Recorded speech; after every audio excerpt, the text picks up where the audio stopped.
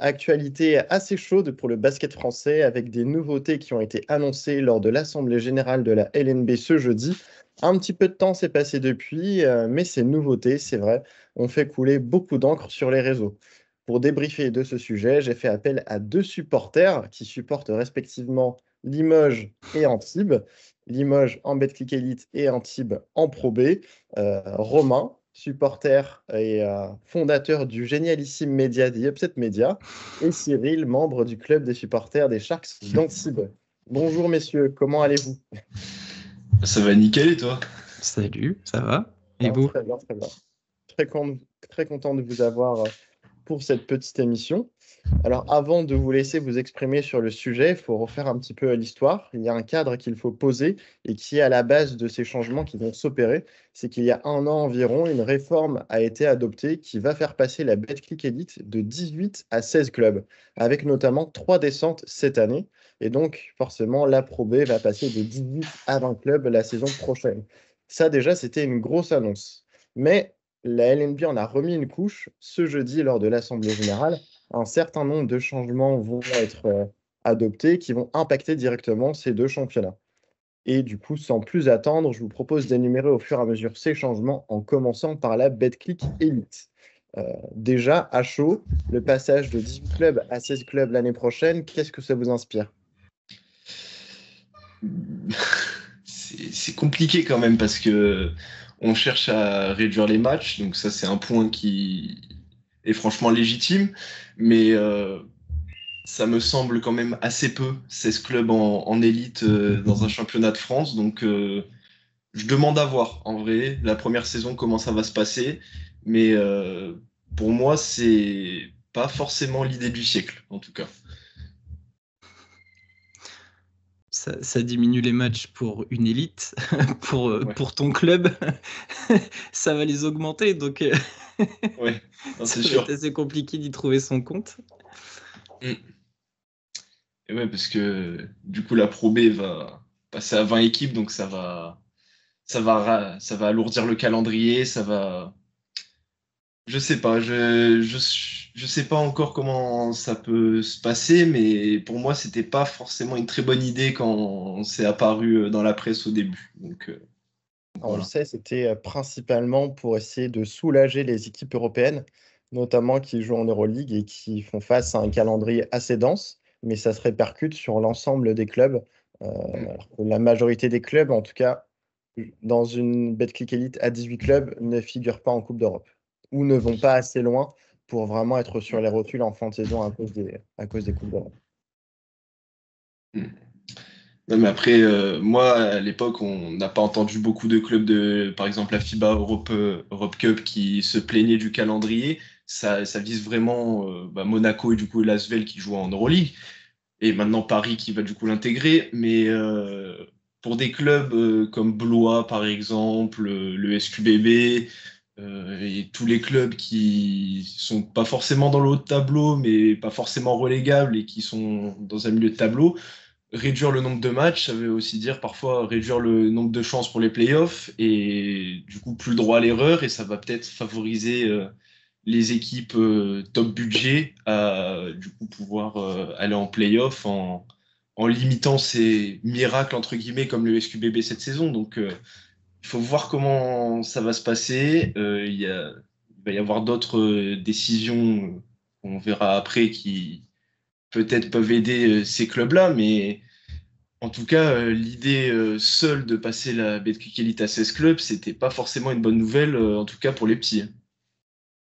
Puis même économiquement, ça fait 2 matchs de moins pour eux à la maison, donc Ouais. 2 soirées, 2 matchs sans billetterie. Donc effectivement, pour des clubs qui roulent pas sur l'or, ça peut vite les mettre en difficulté. Et je vais dire une bêtise, mais même si c'est pas toujours lié, mais c'est peut-être une chance d'avoir un joueur en plus.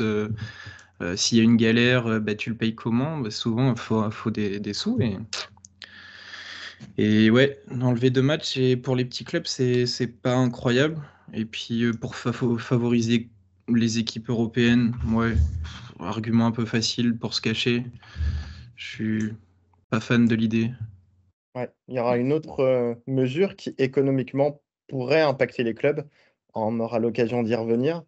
Si on se focalise sur les changements qui ont été annoncés ce jeudi, on va commencer dans le soft. La première qu'on peut apporter, c'est qu'il va y avoir un trophée du début de saison.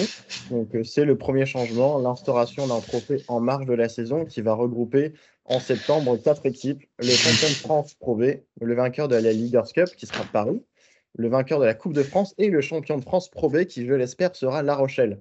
Donc, ça vient un petit peu remplacer le match des champions qui avait été supprimé en 2017. Comment, est-ce que vous pensez que c'est une bonne, une mauvaise idée ou que on s'en fiche un petit peu au final?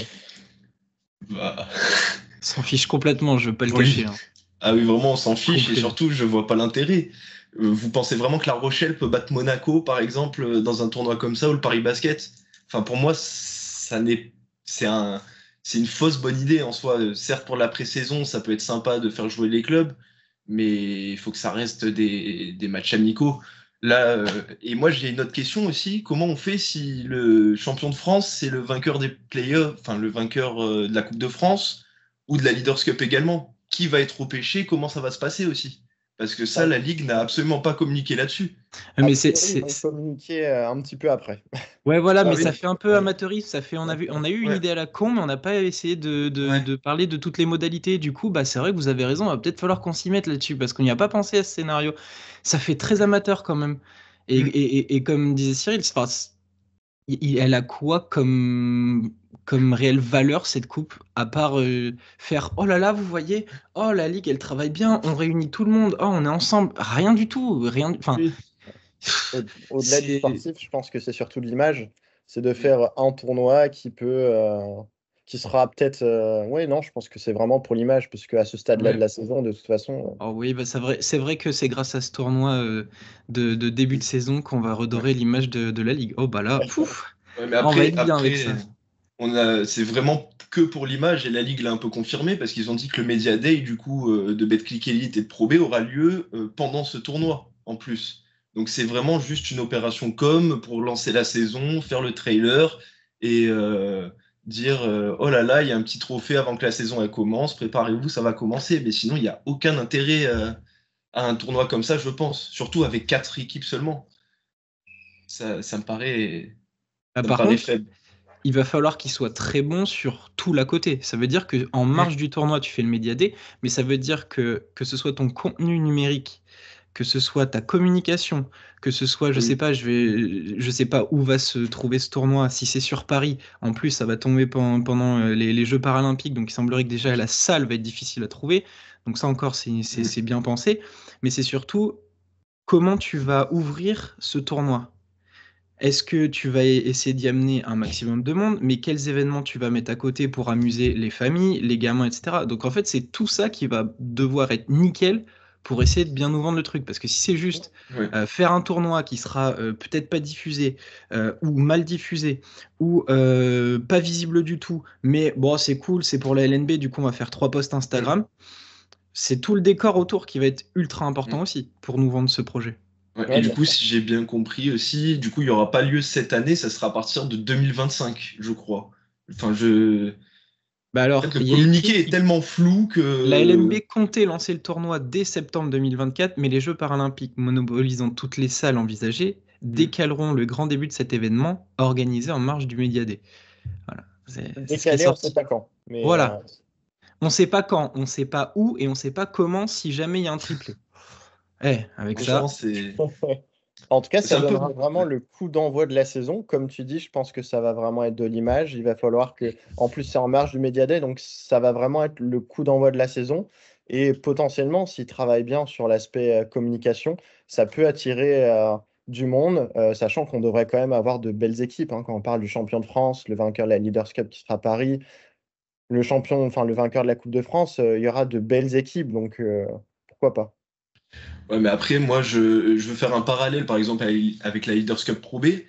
En septembre, je suis désolé, mais il n'y a personne dans les salles. Et il faudra vraiment une grosse mobilisation du public, sûrement parisien, hein, parce que du coup, il y aura forcément minimum 3 équipes qui joueront à l'extérieur, je pense. Et est-ce que ces équipes-là vont intéresser le public présent à Paris pour des matchs qui n'ont pas fort en jeu et à une date de l'année où il y a la rentrée scolaire et beaucoup de choses comme ça. C'est vraiment une question qu'on peut se poser également, je pense. Parce que... Peut-être pas à Paris, hein. On peut imaginer que ce soit dans une arena. Je verrais bien un Comet, par exemple, ça pourrait être sympa, qui fait quasiment salle comble en Pro B. Sur ce type d'événement, pourquoi pas? À voir. Bah, faudrait que ce soit organisé même au-delà d'une arena. Si tu veux faire de la promotion, va dans toutes les salles de France. Pro A, Pro B. Trouve des belles salles. Malheureusement, comme tu le dis, va falloir que pour vendre cet événement, va falloir remplir une salle, donc va faire des grosses salles, donc potentiellement Paris. Et le Media Day, tu le délocaliseras pas Ouais, dans c'est les autres ça le salles, truc. donc ça réduit les chances, hein, donc ça va être Paris ou rien. Bon, allez, Disney. On n'en parle plus, on revient à Disney. Non, mais après, s'ils peuvent créer des animations autour, par exemple, pour faire découvrir le basket aux jeunes, et en invitant notamment des jeunes à venir découvrir ce tournoi et la LNB via ce tournoi, ça peut être vraiment sympa et ça peut créer un nouveau public. Mais il faut voir comment ça va se passer et je suis pas encore totalement convaincu du format et de l'idée qui est pour l'instant beaucoup trop vague quand même, hein, de la part de la Ligue. Ouais, et puis comme on le disait, au vu enfin, là où ça va être placé, les mecs vont sortir de prépa physique, les Ouais. effectifs seront peut-être pas complets. Ouf. Ouf. Oui, et surtout, il y aura l'Eurobasket, des compétitions internationales à ces périodes-là, en plus, certaines années. Donc, Ouais. on n'aura pas les effectifs au complet. Est-ce que pour le Media Day, c'est vraiment quelque chose qui est intéressant pour la Ligue de pouvoir se priver de joueurs internationaux? Je sais pas. Enfin, franchement, je trouve pas ça À voir. très intéressant. On va dire qu'on ne demande qu'à être convaincu, mais que pour Ouais, l'instant, on n'a Exactement. pas assez d'éléments pour pouvoir se prononcer sur Mm. est-ce que c'est une vraie bonne idée ou est-ce que c'est une fausse mauvaise idée. Je vous propose, puisque vous commencez à monter en température, c'est bien. Du coup, on peut aborder le sujet du play-in. On rentre dans le dur. Donc, à compter de la saison prochaine, un play-in, à l'image de ce qui peut se faire en NBA ou en Euroleague, va avoir lieu. Donc, comment ça va se passer? On aura donc 16 clubs en Betclic Elite. Les 6 premiers seront automatiquement qualifiés pour les playoffs. Puis, 2 des équipes classées entre la 7e et la 10e place vont s'affronter sur des matchs secs pour valider les places restantes. Donc, ce format play-in dans un championnat à 16, qu'en pensez-vous? Je suis pas fan. Dans un championnat à 16, je suis pas fan. Personnellement, Alors, même j'ai pas. si... Ouais, vas-y, Non, je te vas-y, laisse... vas-y, vas-y, Cyril, vas-y. Ça peut Excuse-moi. du coup limiter le souci pour les petits clubs du coup qui auront du mal à aller directement en playoff et peut-être passer et avoir quand même une chance d'y accéder. Mais dans une Ligue à 16, ça me semble un peu serré, hein, que le 10e ait une chance d'aller en playoff et que le 15e soit directement, enfin, potentiellement relégable. On verra ça après. Mais enfin, franchement, je trouve que la marge est un petit peu limite. Et c'est bien de s'inspirer de la NBA et de l'Euroleague, mais c'est pas du tout les mêmes conditions et le même nombre d'équipes. Hein, pour moi, c'est pas forcément une bonne idée en pro, en tout cas. Oui, je suis totalement d'accord. Et puis pour le coup, vu que je couvre l'Euroleague tout au long de la saison, j'étais déjà pas hyper fan de l'idée en Euroleague. On a passé 2 très belles soirées avec le play-in, mais ça n'empêche que le système, même à 18 équipes, me plaît pas du tout. Parce que sportivement, ça veut dire que tu as des équipes qui vont se décarcasser toute l'année à essayer d'être dans les 8 et ils vont potentiellement pas les faire parce que on donne l'occasion à X mille équipes de pouvoir y arriver. Et sur un match, si tu arrives sur une partie de la saison où il te manque des joueurs un peu blessés ou etc., ta saison elle est foutue. Donc je suis pas hyper fan. Mais là, en plus en LNB, donc on l'a dit, on descend à 16 équipes. Le 15e va jouer, on y viendra tout à l'heure, quelque chose avec la Pro B. Donc ça veut dire que Mm. on va avoir 10 équipes qui vont jouer play-off, play-in, machin, et 4 équipes qui vont se retrouver dans un ventre mou. Alors ça veut dire, à partir du moment où on commence à faire des formats comme ça, qu'est-ce qu'on fait pour ces 4 équipes? On va leur créer un tournoi pour pas qu'ils s'emmerdent en fin de saison, parce que bon, eux, ils auront rien à jouer, donc on sait pas, va peut-être falloir leur trouver une petite friandise. Et puis après, on fait quoi? On a déjà 3 équipes qui vont être en Euroleague, une ou deux en Eurocup. je sais pas combien en BCL, ça veut dire que jusqu'au 16e, les places peuvent être européennes. Pour moi, c'est l'ouverture à tout et n'importe quoi. On peut pas juste avoir une identité propre plutôt que de copier les Américains et l'Euroleague qui a eu une pseudo bonne idée de suivre aussi. Sauf que là, on parle d'une coupe européenne. Notre championnat doit avoir quand même une identité propre. Mais vu qu'on est dans une ligue où dès qu'il y a une idée facile parce que c'est les autres qui y ont pensé, et ben on y va. Ou alors, il y a une bonne idée qui est par là, mais on va aller de ce côté parce que nous, on fait jamais rien comme les autres. Et ben c'est chiant. C'est chiant parce que, je vous le dis, ça, c'est l'ouverture à tout et n'importe quoi. On va avoir une ligue à 16, 10 équipes concernées par le play-in. On ne sait pas si ça va être mieux ou pire. Et derrière, il y a juste 4 équipes qui vont rien jouer. Et après, on va jouer avec les clubs de Pro B.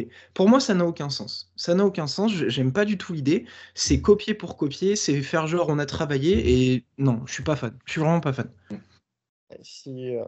J'ai l'impression que le play-in à la base, en tout cas, vu que ça a commencé en NBA, on sait que la NBA est une ligne très portée sur le développement de son produit marketing.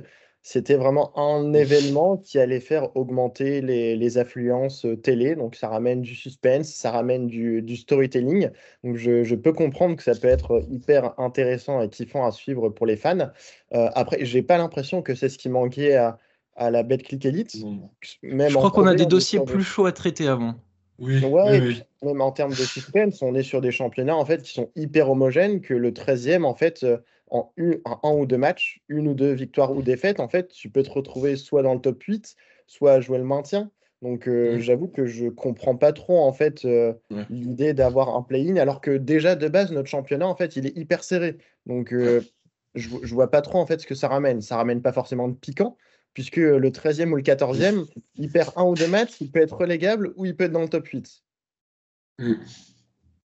Non, mais ouais, c'est franchement, sur une Ligue à 16 en tout cas, je trouve ça franchement pas intéressant du tout, en vrai, parce que pour toutes les raisons qu'on vient d'évoquer, mais ça me semble pas une bonne idée. Enfin, moi, c'est Après, mon avis en tout cas.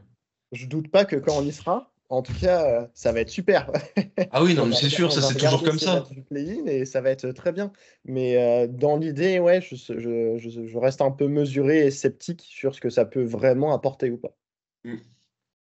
Ouais, je suis pas hyper motivé par le principe. Moi, c'est plus le côté on copie pour copier. C'est fatigant, on n'essaye pas de faire quelque chose par nous-mêmes. Alors oui, là, cette année, si on prend le classement, je me suis ouvert le classement. Effectivement, si tu prends 7, 8, 9, donc Cholet, Strasbourg, Nancy, Saint-Quentin, ça se tient en une victoire, en sachant que Strasbourg, Nancy, Saint-Quentin, ils ont le même bilan. Donc effectivement, les fans peuvent dire, ok, mais du coup, vu qu'on a égalité, bah, on mérite quand même un petit truc. Certes, je veux bien entendre. Mais est-ce que ça sert bien à quelque chose de faire ce truc? Je sais pas. Justement, on le disait, le petit piquant de se dire, eh ben, les derniers matchs vont avoir une vraie valeur.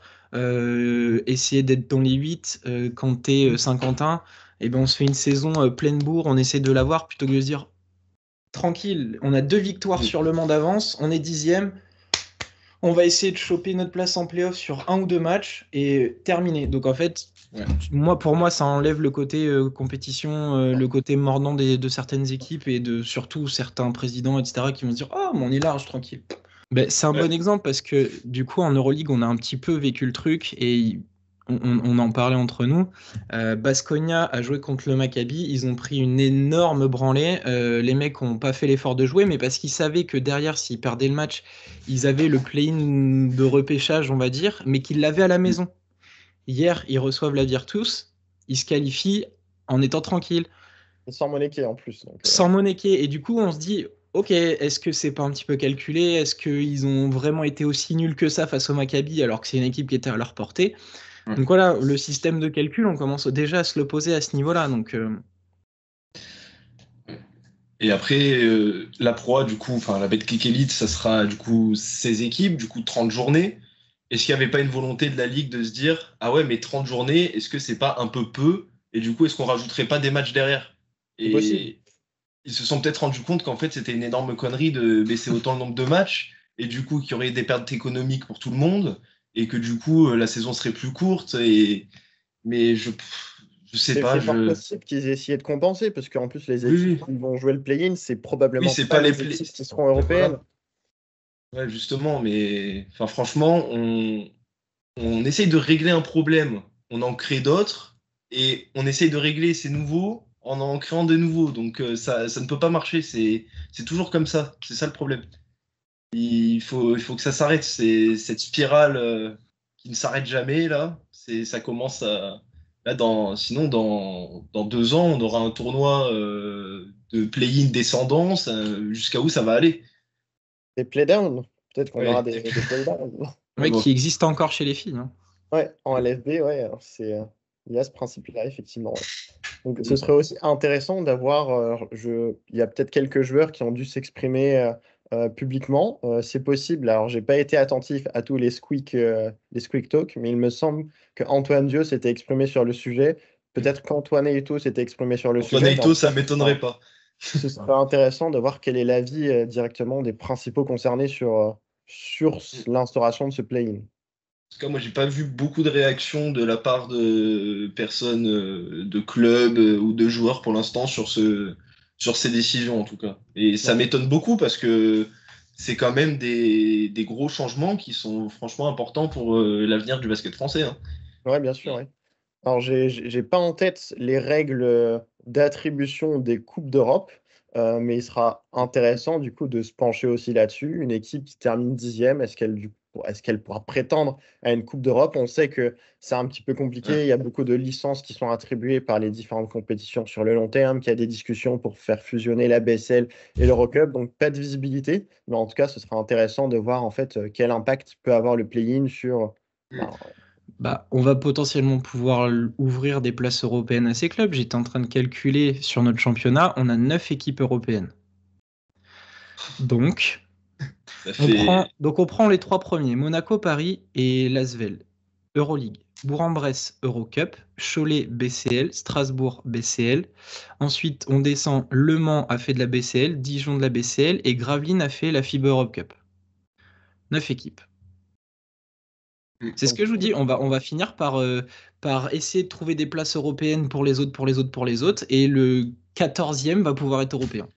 C'est Ouais, bien, mais- non mais c'est bien. Après, ça relance le suspense pour Limoges, hein. Limoges peut être européen du coup. C'est ça qui est beau. Non, vraiment, c'est beau. Vraiment, vraiment. Finalement, Non, je suis pour. c'est pour ça que le passage à 16 était une grosse connerie. Là, on aura plus de la moitié des équipes de la première division qui peuvent aller en Europe. Franchement, pour moi, ça ne me paraît pas normal. C'est aberrant pour moi, je trouve. Après, ça sera peut-être relancé s'il y a fusion Eurocup, BCL, il y aura peut-être moins de Ouais. tickets, ça va peut-être. Mais bon, la fusion. Oui. Oui, on n'est pas à l'abri d'un changement de format d'une des compétitions dans les années à venir aussi, hein. Oui, voilà, et puis avoir une Eurocup BCL à 72 équipes, on verra comment, on verra les avancées. On va pas trop se lancer dans ce débat-là. Mm. On a parlé du play-in, je vous propose d'aborder la dernière mesure qui a été décidée, qui va concerner la Betclic Elite, mais aussi la Pro B, c'est sur la stabilité des effectifs. Donc l'Assemblée générale a adopté une nouvelle règle pour essayer de limiter les changements de joueurs en cours de saison. Donc entre la première journée, qui est globalement fin septembre, et le 28 février, les clubs ne pourront procéder qu'à 3 ajustements au maximum, et à partir du 28 février, seulement 2 pigistes médicaux pourront venir se rajouter en cas de blessure longue durée. Et Mm. dernier point, cette saison, les clubs ne pouvaient avoir que 16 contrats au maximum. Avec cette nouvelle règle, l'année prochaine, on va passer sur 18 contrats au maximum. Donc c'est quand même un changement assez important. Le travail de scouting va être plus important que jamais. Et là-dessus, les clubs qui ont pris l'habitude d'avoir des rosters assez courts, notamment en début de saison, ou de faire des paris, eh bien, j'ai l'impression que ça les concerne principalement. Et ça va principalement être des clubs avec peu de moyens qui pourraient subir de plein fouet, on va dire, cette nouvelle règle. Qu'est-ce que vous en pensez justement, vous, de ce changement qui a pour but, je pense, d'essayer de régler un petit peu des petits problèmes d'équité qu'il peut y avoir au cours de la saison? Honnêtement, je sais pas. Parce que quand on voit en Pro B Orléans qui a recruté je sais pas combien de joueurs dans la saison là, et qui ont un effectif qui ressemble plus du tout à celui de départ, et quand on voit les Mets là, qui ont fait péter je sais pas combien de contrats, je sais pas. Honnêtement, ça part d'une bonne intention, ça peut être une bonne idée, mais est-ce que ça peut pas mettre en péril certaines équipes? Je sais pas. Pour le coup, j'attends à voir la saison prochaine comment ça va se passer. Je suis d'accord, ça part d'une bonne intention, mais je prenais typiquement le cas des Mets et de Rouen. Alors, on n'est pas vraiment sur les mêmes contextes, mais Rouen a fait un recrutement de ces joueurs étrangers éclaté au sol. Ils ont gardé, au point qu'ils ont dû garder en fait des joueurs qu'ils avaient recrutés depuis le départ qui n'apportent pas satisfaction, et ils en sont là où ils en sont aujourd'hui. Donc, Moi, je pense que c'est une plutôt bonne idée de contrôler ces va-et-vient, mais ton dernier petit paragraphe où on augmente le nombre de contrats, pour moi déjà ça favorise les gros. Parce que ça veut dire, il n'y a pas de limite à ces 18 contrats. Donc ça veut dire qu'un club comme l'Asvel Monaco, bah, ils peuvent se signer 16 mecs, très dès bien, le départ, effectivement, dès dès le le début de saison, départ, rallonge. Après, ils jonglent en fonction des matchs. S'ils en ont besoin sur la LNB, ils vont jouer en Betclic League avec tel Américain ou tel étranger. Et puis en Euroleague, ils verront comment ils se débrouillent. Mais eux, ils peuvent se servir déjà d'avoir 14, 15, 16, 17 contrats s'ils veulent pour avoir un effectif à rallonge. Donc là, ça me gêne un peu. Après, là où je trouve que c'est bien, c'est justement que ça va forcer les équipes à réfléchir. Et on va peut-être même pouvoir avoir des effectifs plus français peut-être, parce que les gamins, on les connaît, plutôt que de se dire, alors attends, j'ai X chances de me tromper, j'ai X contrats possibles, du coup je vais aller choper le mec qui jouait en deuxième division hongroise que j'ai vu en highlight sur YouTube, on va le prendre, même si ça fait pas l'affaire, on tège, j'ai un contrat. Là, ça cadre un peu. On va pas pouvoir changer d'effectif tout au long de la saison. Et Dieu sait qu'à Limoges, on a été coutumier du fait à une époque. Ça nous a ramené quelques titres d'ailleurs. Euh, les deux derniers, hein, si on n'a pas des changements en cours de saison et au mois de février-mars, pas sûr qu'on les ait les titres. Footjetter, Alex Hacker. Exactement. On avait, comment il s'appelait aussi au-delà de Poudjeter, c'était Macaleb, Beau Macaleb. Oh, Macalé, ouais. Voilà. Donc, à la limite, bon, je pourrais dire, ah bah non, c'est formidable. Mais j'aime bien ce côté cadré où ça va demander aux équipes de réfléchir, de pas se lancer dans tout et n'importe quoi. Alors après, effectivement, financièrement, si ça passe pas et qu'il y a une équipe qui coule parce qu'ils n'ont pas pu recruter, etc., bon. Mais je pense que ça part d'une bonne idée de contrôler tout ça parce que il y a des clubs, c'est des délires, quoi. Non, mais vraiment, tu changes tout d'un coup. C'est hop, marché aux bestiaux, j'en prends un, je le vire, hop là. Il a dit que mon coaching était pas bien, bah, il dégage. Et puis, oh là là, c'est infernal. C'est infernal. Donc, moi, je pense que ça part d'une bonne intention. Ce que j'ai oublié de préciser, c'est que chacun de ces changements, donc les 3 ajustements maximum, seront majorés. Donc, ça aura un coût supplémentaire, comme une espèce de taxe. Et que en fin de saison, cet argent-là, en fait, sera reversé, sera redistribué principalement aux clubs qui ne les auront pas utilisés. Donc, pour favoriser, en fait, le moins de changements possible au sein des clubs. Mais, sur tout ce qu'on dit, c'est peut-être une des meilleures idées. Ouais. Mais non, par contre, la Ligue, ils ont été très malins parce que là, j'ai le compte-rendu de l'Assemblée Générale qu'on a tous vu sur Twitter, etc. Et par exemple, le coût des 18 contrats, ça apparaît pas dans les principales décisions. Donc, le fait de voir qu'il n'y a que le nombre de changements, etc., ça peut peut-être biaiser l'avis de certains qu'on a pu voir sur Twitter. Mais après, moi, je demande à voir parce que ça peut être une bonne idée, franchement. Ouais, je suis d'accord.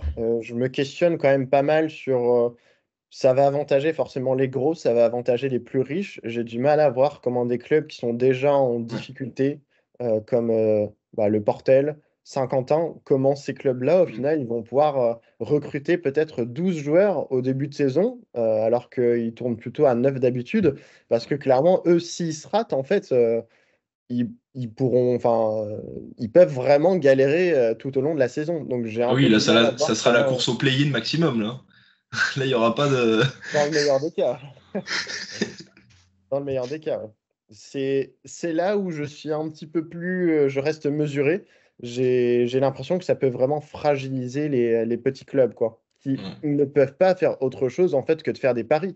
Quand Saint-Quentin, ils vont recruter des Nate Johnson, bon, Will Raymond, c'est un petit peu différent, mais ouais, ils vont pas recruter du joueur référencé. Donc, si les paris qu'ils vont devoir faire ne marchent pas, ça peut être compliqué. Ça peut être une très longue saison. Après, je vais pas me faire que des amis, mais est-ce que ce serait pas une volonté de la LNB de fragiliser justement les petits clubs? Parce qu'on passe à 16 la Pro A, il va y avoir d'autres changements qu'on va évoquer plus tard. Franchement, pour moi, la Betclic Elite, ça va ressembler de plus en plus à une ligue semi-fermée, hein. Et avec une volonté d'avoir que des grosses métropoles, ce qui avait d'ailleurs été affirmé à l'époque par Alain Béral, hein, et il s'en cachait pas du tout, hein. Mais est-ce qu'on continue pas dans cette lignée-là? C'est une vraie question qu'on peut se poser également.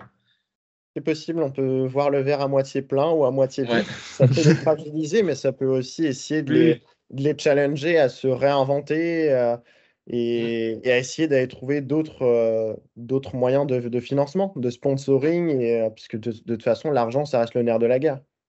oui. Et ça va mettre aussi en avant les clubs malins dans les staffs avec des joueurs qui vont vraiment scouter des joueurs, qui vont vraiment se renseigner, qui vont vraiment taffer d'une année sur l'autre pour construire l'effectif. Donc ça peut aussi être intéressant sportivement de voir les clubs qui vont vraiment bosser, quoi. Ouais. Je suis d'accord. Mais du coup, La Rochelle, tu les situes où dans les grosses métropoles? Non, parce qu'il faut qu'on en parle. Est-ce qu'ils sont à même de monter en Betclic, du coup?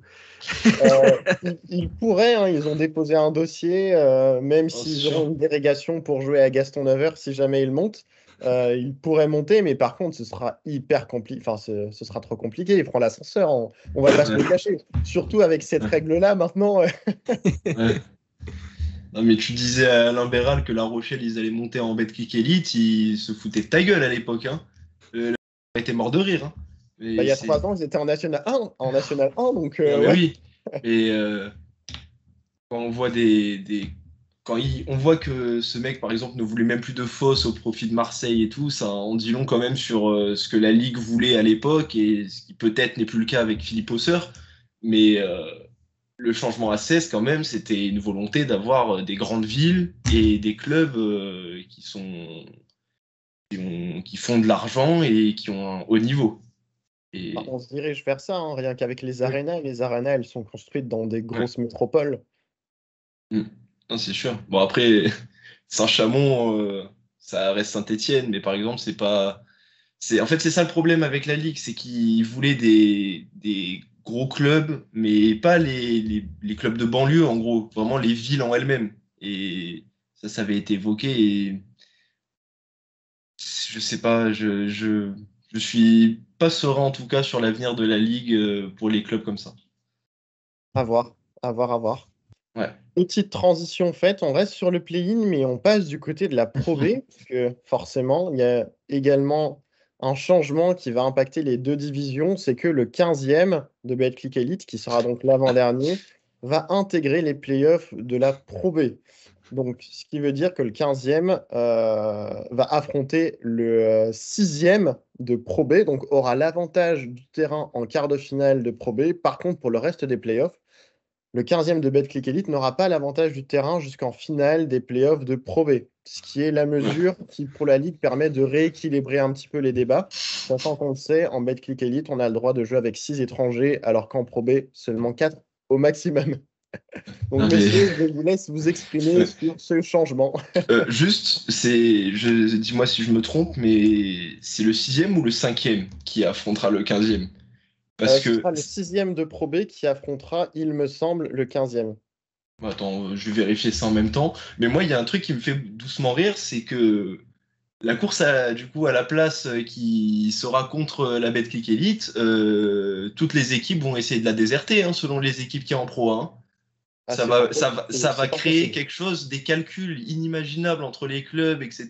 Il y aura des matchs qui vont forcément, ils auront forcément pas trop envie de le gagner s'ils voient qu'ils s'approchent dangereusement de cette place. Franchement, ça va créer quelque chose de magnifique en Pro B, hein. Surtout avec 20 équipes, hein.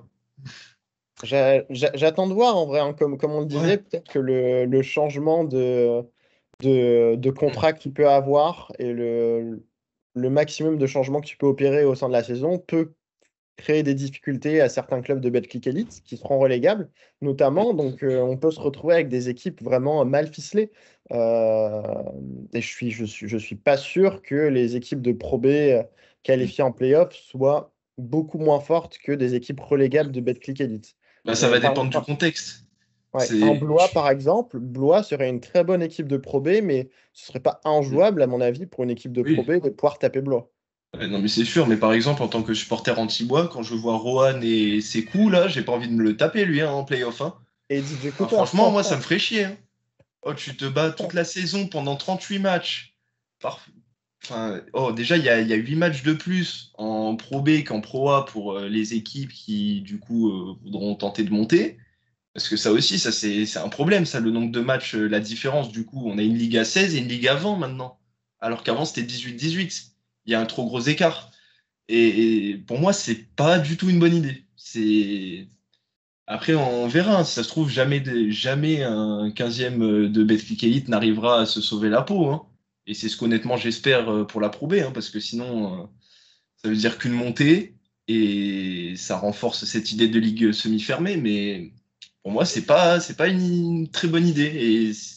Et je l'ai vite fait comprendre sur Twitter, hein, je pense.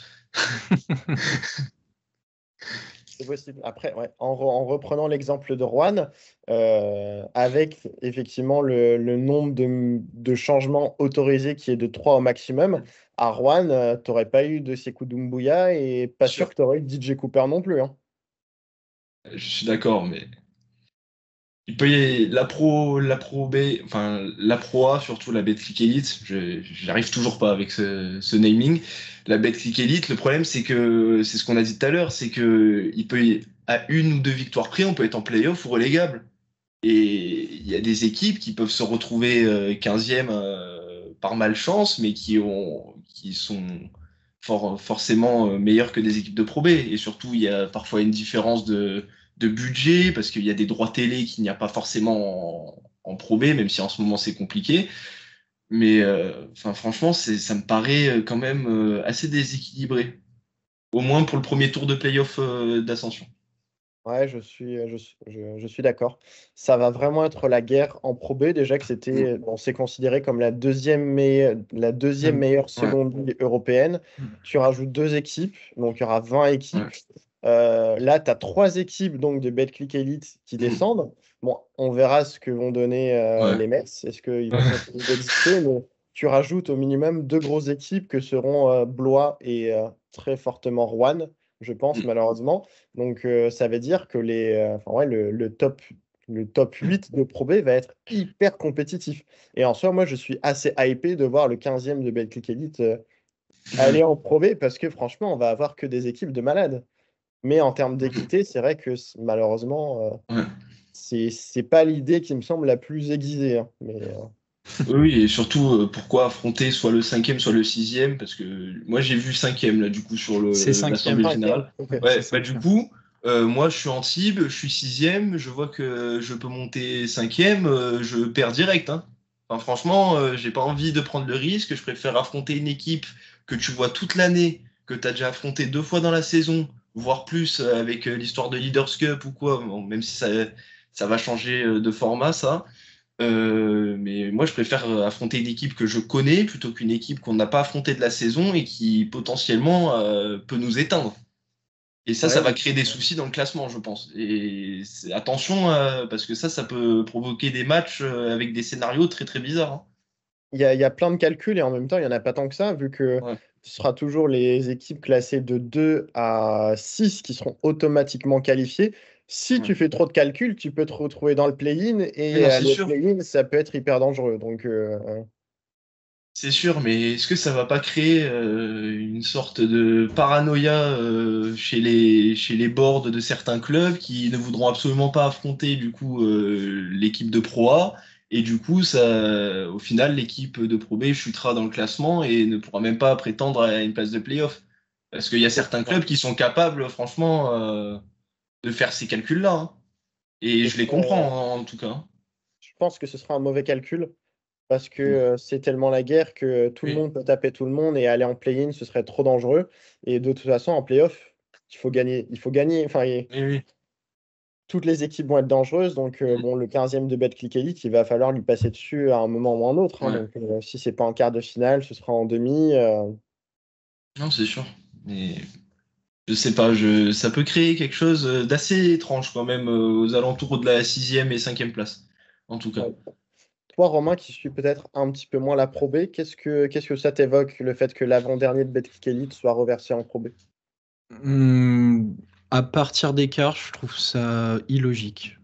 Je me suis dit, quitte à copier d'autres ligues, etc., et prendre l'exemple du foot, à la limite, tu laisses les playoffs Pro B se dérouler. Et si tu veux vraiment jouer quelque chose avec le 15e de Pro A, bah, tu fais juste l'espèce de barrage. Barrage. Bah ouais. Ouais. Mais au moins, là, il y aurait une logique. Qu'est-ce que le 15e va foutre en Ouais. tête de série numéro 5 du championnat qui dispute pas de l'année et se retrouve au milieu de toutes ces équipes de Pro B pour faire des playoffs à partir d'écart? Je sais pas, c'est pas vendeur pour moi. Ils ont rien à faire là. Il y aurait eu qu'un barrage à disputer avec le vainqueur des playoffs Pro B. Bon, ok. Vous avez les deux meilleures, enfin, la meilleure équipe, la deuxième meilleure équipe Pro B et une équipe qui essaie de survivre. Ok. Mais maintenant, vous vous fightez sur un match aller-retour belle. Ok. Et on voit. Là, qu'est-ce que ça vient foutre au milieu? Je sais pas. Euh, alors, comme tu dis, ça peut faire de belles affiches. Là, si on regarde, ça ferait un Ouais. Gravelines contre Orléans. Ça, c'est beau, par contre. Ça peut être sympa. Effectivement, sportivement, ça peut être cool. Mais dans la logique, Ouais. j'y vois aucun intérêt. Je suis entièrement d'accord, surtout que, bon, on le sait, la Ligue veut rendre le basket français beaucoup plus visible, plus lisible, essayer mais déjà de faire de moins en moins de réformes. Là, j'ai l'impression que ça nous fait un espèce de bordel, que ça complexifie, en fait, ça complexifie le tout. Si tu expliques ça à un novice ou quelqu'un qui ne suit pas la Betclic Elite ou la Pro B, il va lui falloir en Doliprane, là. Hein. Ah bah. Je suis désolé, mais moins de réformes. Mais là, en un PDF, ils ont changé tout le fonctionnement des deux ligues en 5 minutes, en fait. Là, Ouais, mais c'est pour 10 franchement, ans. Là, on en a pour 10 ans, là. ouais, Oh, bah, bon. j'espère. Bon, Ouais, qu'ils quand ils vont se recommencent rendre compte que pas. ça va être de la merde ou que ça ne Ouais. fonctionne pas, ils vont dire ah bah attendez, on va se réunir quand même, on va trouver une autre bêtise à créer. Non, mais après, il y a le play-in aussi en Pro B. Et déjà, je trouve cette idée un peu moins bête qu'en Betclic. Parce que en Pro B, on a du coup 20 équipes, donc ça laisse une plus grosse marge. Même si je suis quand même pas trop d'accord sur le fait qu'une équipe qui passe par le play-in et qui veut viser le titre peut jouer jusqu'à 49 matchs en Pro B, quoi. Sachant que la Pro B, c'est pour développer notamment des jeunes et que, enfin, franchement, ils n'ont pas le salaire d'un joueur d'Euroleague ni de NBA. 49 matchs, c'est quand même costaud par saison. Hein. Enfin, Après, franchement, si je me fais l'avocat du diable, on dirait que c'est pour développer les jeunes. Les jeunes ont besoin de jouer. Et j'ai pas fait les calculs de tous les matchs disputés aujourd'hui, mais avec la réforme de la Leaders Cup, ça t'enlève aussi un certain nombre de matchs pour la majorité des clubs. ouais, la Leaders Cup, c'était 4 matchs de groupe en début de saison, c'est ça? Ouais, C'est- plus potentiellement Ouais, des phases plus, oui, finales. oui. Après, ouais, c'est sûr, mais moi, je m'inquiète énormément sur un truc, c'est pour aller au stade en tant que supporter, quand on travaille, quand on est en cours. Déjà qu'il y a beaucoup de matchs le mardi soir en Pro B cette saison, il y en a eu une dizaine déjà. La saison prochaine, il va y avoir combien de matchs en semaine? Combien de fois on ne pourra pas se rendre au stade pour supporter notre équipe? Parce que soit on bosse, soit on est en études, soit on fait les deux. Enfin, franchement, moi, c'est quelque chose qui m'inquiète. Ça sera pas forcément une bonne idée de rajouter plus de matchs parce que les recettes de billetterie, parfois, elles seront pas forcément aux attentes, même s'il y a plus de matchs. Hein. Enfin, en tout cas, je sais qu'à Antibes, les mardis soirs, il y a 3 fois moins de monde qu'un vendredi soir ou un samedi. Hein. C'est une question et j'espère déjà que la Ligue va faire un bilan à la fin de la saison du changement d'horaire qui a été initié cette saison pour voir quels sont les impacts entre les matchs le Ouais. dimanche en tout début d'après-midi ou le samedi en tout début d'après-midi pour voir si effectivement ça a une influence. Non, mais c'est sûr. Mais en tout cas, ça, c'est quelque chose qui m'inquiète parce que, en plus, la saison de Pro B, par tradition, elle commence plus tard que la saison de Pro A. Donc, j'espère qu'au moins, elle commencera en même temps, voire peut-être un peu plus tôt, même si ça me paraît un peu compliqué avec les compétitions internationales. Mais, enfin, franchement, on est dans pour moi, ça bloque un endroit. Et pour les supporters, c'est pas une bonne nouvelle. Et c'est ça le problème, c'est que la Ligue a rompu le dialogue depuis bien longtemps avec les supporters de tous les clubs, hein, et que, en fait, ils n'ont plus aucune. aucune considération pour nous, alors que c'est les supporters qui font vivre le basket français en se rendant dans les salles tous les week-ends et à chaque journée, hein. Et il faut que la Ligue se rende compte que ajouter autant de matchs, ça veut dire potentiellement priver des supporters de matchs en semaine. Et c'est quelque chose qu'il faut prendre en considération quand même. Effectivement.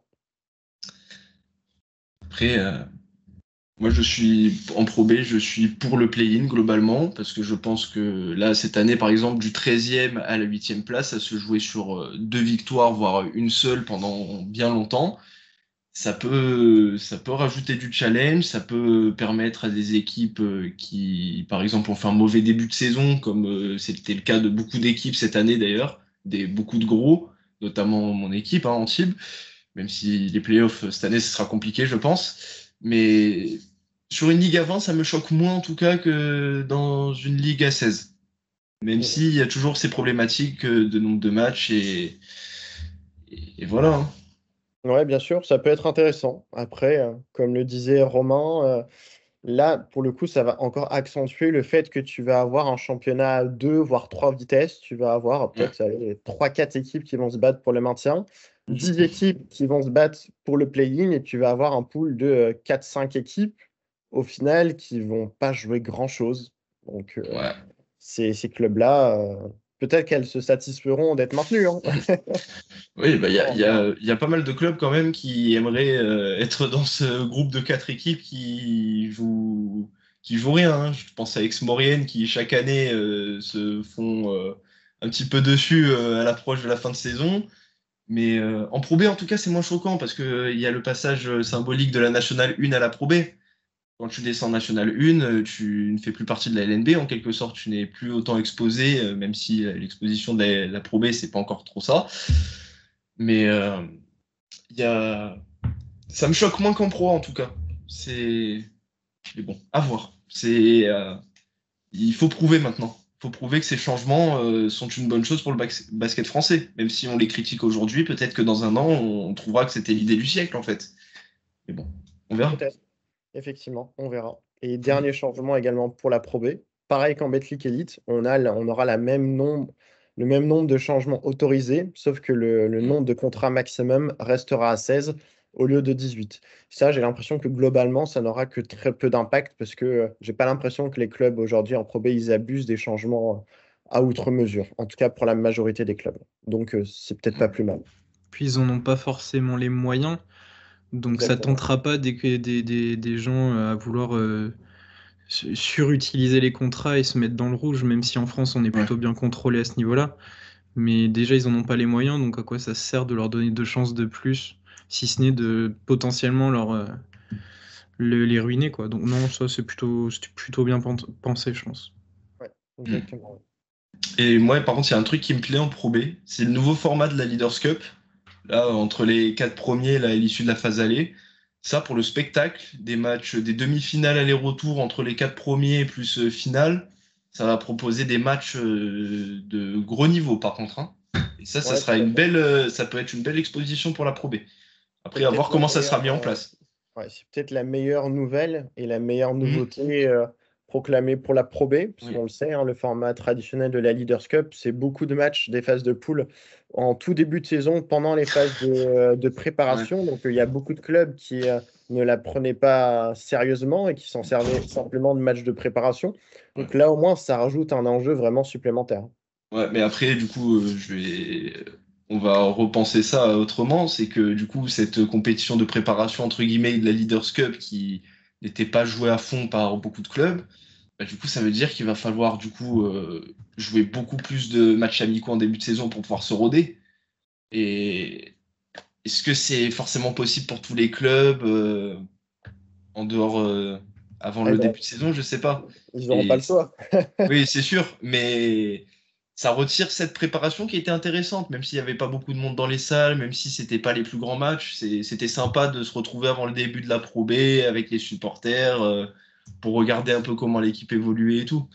Alors que souvent maintenant les matchs amicaux, c'est des stages de préparation, ils partent quelque part, ils jouent 2 matchs, ils repartent quelque part, ils jouent 2 matchs, il y a un match à domicile de temps en temps, un petit tournoi régional et voilà. Alors qu'à Leaders Cup, c'était 4 matchs qui étaient officiels quand même, hein, et ça, au moins ça lançait la saison, mais pas véritablement. C'était sympa, mais bon. Après, j'aime bien la nouvelle formule également, donc il faudra juste que les clubs s'adaptent à ça, hein. C'est ça. Ça va principalement être de l'adaptation, mais je Mm. pense que la majorité des clubs seront quand même contents de cette nouvelle formule. Oui, oui, oui, parce que C'était plutôt en cours de saison que ça peut te cramer de l'énergie. En tout cas, ouais. ça peut cramer de l'énergie là où les clubs n'en avaient pas forcément besoin, en fait. Oui, et Au surtout en même soi, titre. c'était une perte économique aussi pour certains clubs, hein, parce que ça attirait pas beaucoup de monde.